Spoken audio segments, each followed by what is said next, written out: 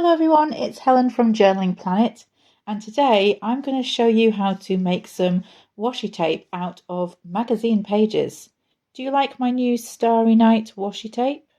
How about my Kiss from a Rose washi tape? What about my comic strip washi tape? My oceanographic washi tape? My vintage lace effect washi tape? My Brillo washi tape? To do this project, you don't have to measure anything, you don't have to be able to cut straight. Let me show you how I did it. To do this project, you need two things. Three if you count a pair of scissors. That's pretty much a given in any junk journal project. So let's say it's two things. You need a magazine page and you need some double-sided tape. But even this is actually optional. I'll explain why shortly. The first thing that I did was went through all the magazines that I have and looked for textures and patterns, just like this one. After making several of these strips, I can categorically say that the easiest way to do it, even though you're kind of doing it blind, is to place your magazine page face down on your desk, take the sticky side of your double-sided tape and place it down on the magazine. I've tried placing the magazine down on the sticky tape. Maybe I'm just one of those people who can never do anything without fiddling with it. I mean, that does sound like me, but it was extremely fiddly to do it that way. Once I've done that and it's securely pressed down, I'm then just going to cut around the tape. And this is why you don't need to be able to cut straight. You're just going to use the tape as a guide to cut around the pattern. So the only other thing I do is if it doesn't look as though I've cut as close to the edge of the tape as I could have done, I go in with a pair of fussy cut scissors or scissors with a pointed edge and just try and neaten off the bits where I can see a bit of extra paper showing on this side. That's a 2-second job. And then I have my lovely piece of contrasting tape. So now you can see what the process is. And it doesn't have to be such a big long piece either. Some of the sections that were on my desk in the intro were extremely short, and even something as short as this could be an excellent contender for making some washi tape. Once I've got my piece of paper, I'm going to turn it over just like I did before. I'm going to put my double-sided tape down, smooth it out, trim off the end,